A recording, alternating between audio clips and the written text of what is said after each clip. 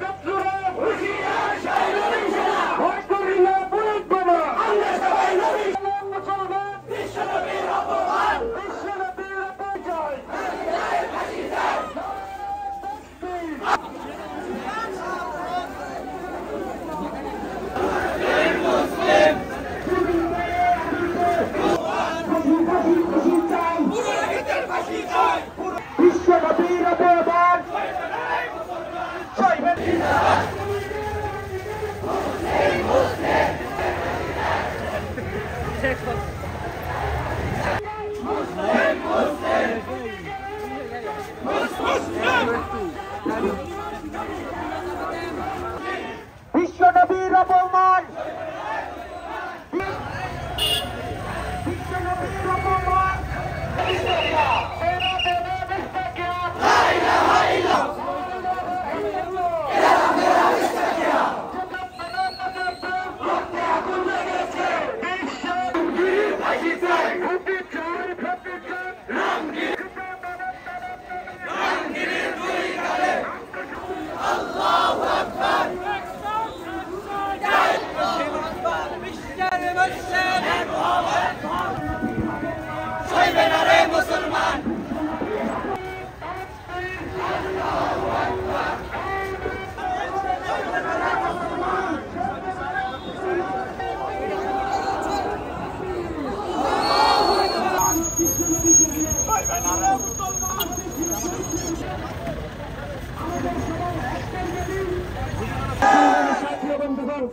এইবার আমাদের সামনে বক্তব্য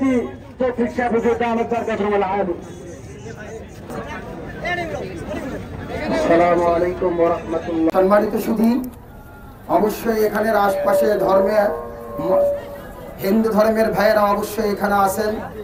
তাদের ধর্মের প্রতি শ্রদ্ধা জানিয়ে আমি তাদের এই শ্লোকের বাংলা অনুবাদ করব। এটা যে তাদের যে সমস্ত 4টা ধর্মগ্রন্থ আছে, বড় ঋগ্বেদ, অথর্ববেদ, যজুর্বেদ, ভগবতী, এই 4 বেদের মধ্যে কোথাও লেখা নাই যে কোন ধর্মের নবীকে বা কোন ধর্মের অনুসারীকে গালমন্দ করতে হবে, ব্যঙ্গোক্ত করতে হবে।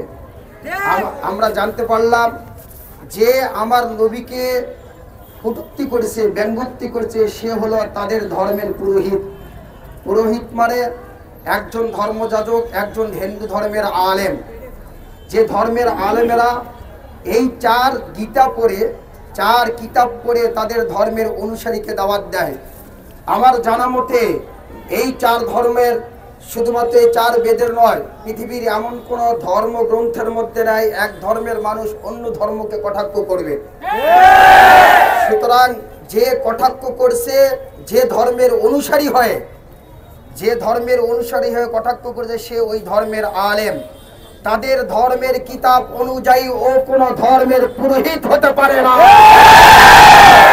ও হলো কুলঙ্গার।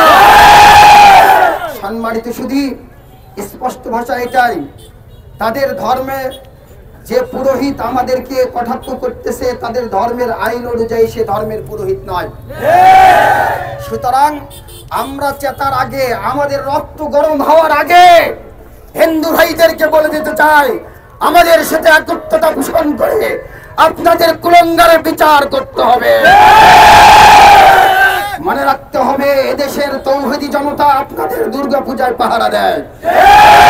মনে রাখতে হবে 5ই মে, 5ই আগস্টের মধ্যে যখন আপনারা দূরে দূরে মানে কাঁপতেছিলেন বাংলার জমিনের মধ্যে, এদেশের মধ্যে তৌহিদি জনতা নবী প্রেমের আশেকরা আপনাদের দুর্গা পাহারা দিয়েছে, গির্জা পাহারা দিয়েছে। সুতরাং আমাদের সঙ্গে একত্রতা পোষণ না করলে যারা দিল্লির দাবিদার হবে তাদেরকে দেশের মধ্যে রাখতে দেওয়া যাবে না। কথা স্পষ্ট মনে রাখতে হবে, আমরা এদেশের মধ্যে ওদেশের তাবেদারকে রাখবো না। অবশ্যই এটা এদেশের কুলঙ্গার যারা, তারা এটা উস্কে দিয়েছে, তারা মৌলবাদীদেরকে উস্কে দেওয়ার জন্য প্রচেষ্টায় লিপ্ত হয়েছে। বুঝে রাখতে হবে, কান খুলে শুনে রাখতে হবে, মৌলবাদীরা নবীর জন্য শুধুমাত্র রক্ত নয়, নিজের জীবন পর্যন্ত বিলিয়ে দিবে। মুসলমানরা যখন নবীর এই অবমাননার বিরুদ্ধে প্রতিবাদ করেছে, মহারাষ্ট্রের সেই বিধায়ক নীতিশ রানো উল্টা মুসলমানদেরকে ধমক দিয়ে বলেছে, তোমাদেরকে মসজিদের ভিতরে ঢুকে পিটানো হবে। আজকে এই বিক্ষোভ মিছিল থেকে আমরা বলতে চাই, আমরা মুসলমানরা বীরের জাতি, আমরা কোনো হনুমান বা বানরের জাতি নয়।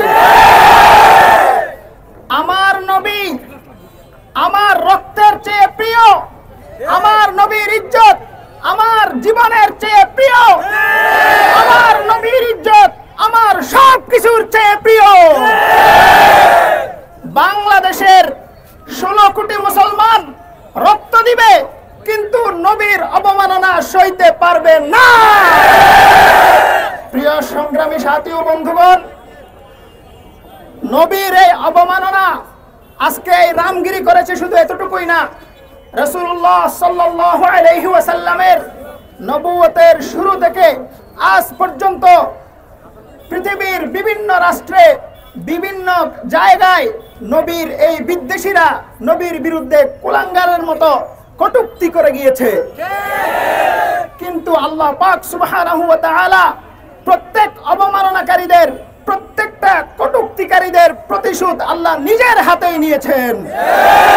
আল্লাহ পাক নিজেই বলেছেন, ইন্না কাফাইনাকাল মুস্তাহজিইন, হে নবী, আপনাকে যারা কষ্ট দিবে, আপনাকে যারা কটূক্তি করবে, আপনার অবমাননা যারা করবে, আমি আল্লাহ তাদের প্রতিশোধ নেওয়ার জন্য যথেষ্ট। নিয়ে কটূক্তি করেছে, তার প্রতিবাদ করতে গিয়ে আমরা এখানে একত্রিত হয়েছি।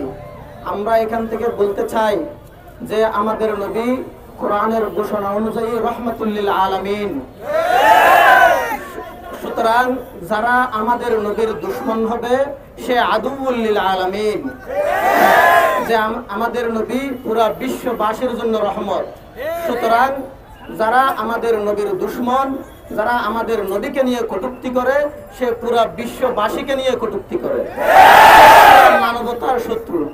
এজন্য আমরা তার অবশ্যই তার দৃষ্টান্তমূলক শাস্তির দাবি করছি। 2 নম্বর বিষয়, আমি আমাদেরকে যে বিষয়টা খেয়াল রাখা দরকার মনে করি, সেটা হলো ভারতে রাসূলুল্লাহ সাল্লাল্লাহু আলাইহি ওয়াসাল্লামকে নিয়ে কটূক্তি করেছে। এখন আমাদের করণীয় কি, এই বিষয়টা আমাদের খেয়াল করা দরকার। এরকম আমরা যদি একটা মিছিল করলাম, মিছিল করে শেষ করে দিলাম, তাহলে এটাতে কি আমাদের নবী নিয়ে কটূক্তি করা বন্ধ হয়ে যাবে? যাবে না। আমাদেরকে আজ থেকে ভাবতে হবে যে এটা আমাদের আন্দোলনের শুরু, শেষ নয়। আমরা আজ থেকে নতুন ভাবে এই বিষয়ে রাসূলুল্লাহ সাল্লাল্লাহু আলাইহি ওয়াসাল্লামের মান ইজ্জত রক্ষার জন্য ঝাঁপিয়ে পড়া শুরু করেছি। আমরা শেষ করি নাই। আমাদের শেষ হবে যতক্ষণ পর্যন্ত বাংলাদেশে সহ পুরা বিশ্বের মধ্যে আন্তর্জাতিকভাবে রাসূলুল্লাহ সাল্লাল্লাহু আলাইহি ওয়াসাল্লামের কটূক্তিকারীদের বিরুদ্ধে আইনানুগ ব্যবস্থা নেওয়া হবে না, ততক্ষণ পর্যন্ত আমাদের আন্দোলন শেষ হবে না। এটার জন্য আমাদেরকে একদম নিয়মিতভাবে, নিয়মতান্ত্রিকভাবে আমাদেরকে আন্দোলন চালিয়ে যেতে হবে। আন্দোলন শুধু আমরা বক্তব্য দেওয়া, মিছিল করা, মিটিং করার নাম নয়। আমাদেরকে এখন থেকে এই প্রতিজ্ঞা নিয়ে এখান থেকে যেতে হবে যে আমরা আমাদের জীবিত থাকতে যেন রাসূলুল্লাহ সাল্লাল্লাহু আলাইহি ওয়াসাল্লামের কটূক্তিকারীদের বিরুদ্ধে দৃষ্টান্তমূলক ফাঁসির শাস্তি দেখে যেতে পারি।